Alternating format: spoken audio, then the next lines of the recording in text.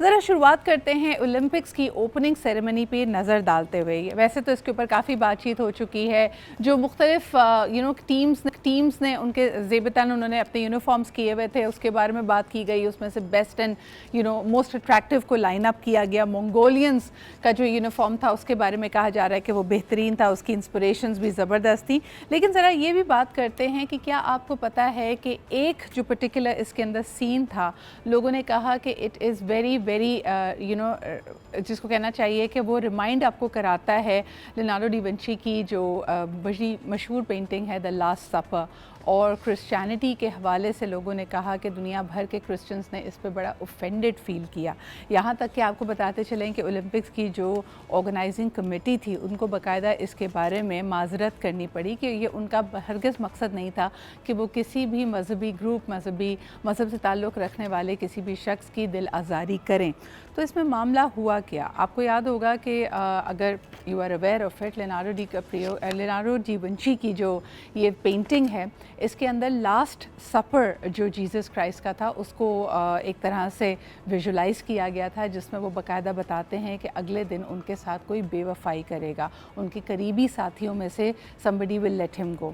اس سے بڑا ایک اس پینٹنگ کے جیسا ایک بالکل سیناریو کریٹ کیا گیا اس ٹیبلو میں, جس کے اندر بڑی عجیب مضحکہ خیز چیزیں تھیں. لوگوں نے اس کے اوپر سوال اٹھایا کہ کیا یہ ایک فیملی ویونگ کے لیے موضوع بھی تھی, کیونکہ اس میں کافی حد تک جو لباس تھے, جو اس کو دکھانے کا انداز تھا, وہ کافی فحش اور کافی ولگر تھا.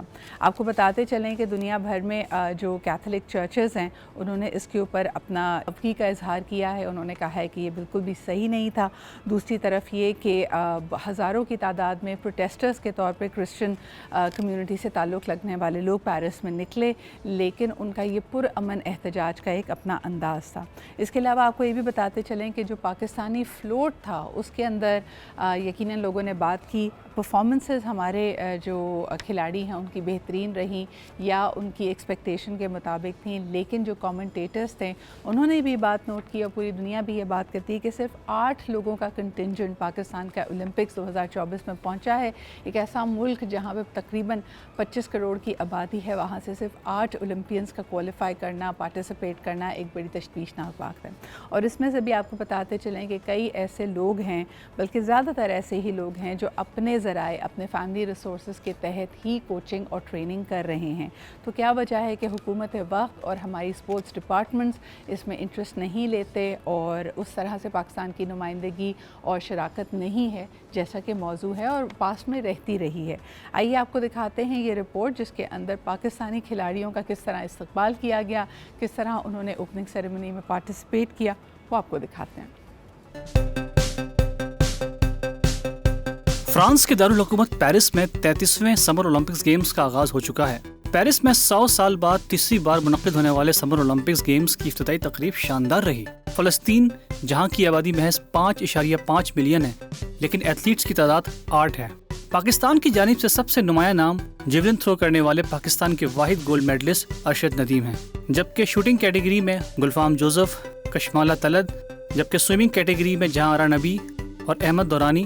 اب تک کے اولمپکس نتائج میں پاکستانی تیراک احمد دورانی اور جہاں آرا نبی اپنی اپنی کیٹیگریز میں اگلے راؤنڈ کے لیے کوالیفائی کرنے میں ناکام رہے ہیں. اس وقت پاکستان کی تمام تر امیدیں ارشد ندیم سے وابستہ ہیں.